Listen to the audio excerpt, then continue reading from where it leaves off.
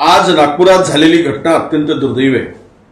दोन गटामध्ये झालेला तणाव, दोन समाजामध्ये झालेला तणाव, झालेली दगडफेक, जाळपोळ, खरं म्हणजे नागपूर सारख्या शांत शहराला कुणाची तरी नजर लागली असं म्हणावं लागेल। दुर्दैवानं पोलिसांनी वेळीच हस्तक्षेप करून आणि भूमिका बजावून नागपूर शांत करण्याचा प्रयत्न केला। या सगळ्या परिस्थितीमध्ये पोलिसांनी वेळीच धाव घेतली, परंतु मुळात ह्या घटनेसाठी जबाबदार कोण? खरं तर नागपूर शांत असलेल्या नागपूरला अशांत करण्याचं काम कोणी केलं याच्या मुळाशी जाण्याची आवश्यकता आहे। गेली 4 महिने सत्तेतील एक मंत्री बळबळ करत आहेत, दोन समाजामध्ये दरी निर्माण होईल, दोन धर्मात दरी निर्माण होईल अशा प्रकारचं वक्तव्य वारंवार केलं जात आहे। त्यावेळेस त्याला वेळीच बळबळ्या मंत्र्याला आवर घालण्याची आवश्यकता होती आणि कबरीचा वाद जाणून बुजून निर्माण करण्याचं काम झालं।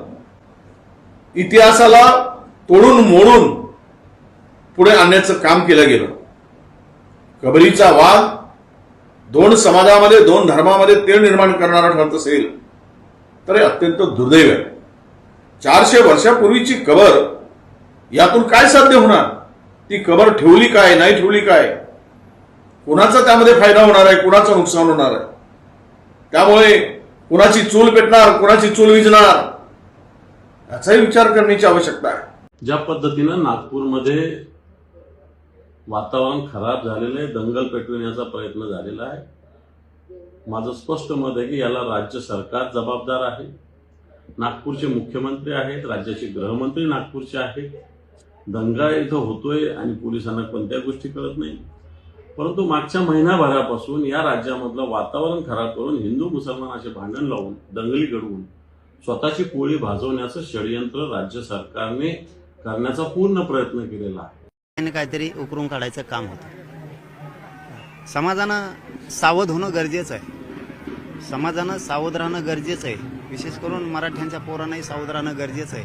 हे सगळे कावे आहेत, हे सगळे कावे। कबर कुठे आहे त्याची? संभाजीनगर। दंगले होतात नागपूरला, उकडून फेका मानतात तुम्ही, सरकार वर तुमचं, खाली तुमचं। 2022-23 ला 260 लाख रुपये तुम्ही देताय, सॉरी 2,60,000 तुम्ही देताय। कबर काढा तुम्हीच म्हणता, त्याला तर इथंच गाडलं रे। आमच्या राजांना ज्यांनी ज्यांनी दुःख दिलं त्याला इथं संताजी धनाजींना सुद्धा गाडलं। तिथं सुट्टी नाही चुकल्यावर।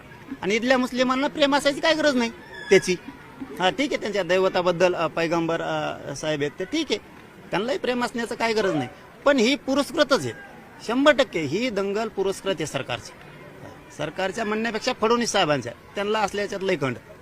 निवडून यायच्या टायमाला हे असले चाळे ते करणार म्हणजे करणार।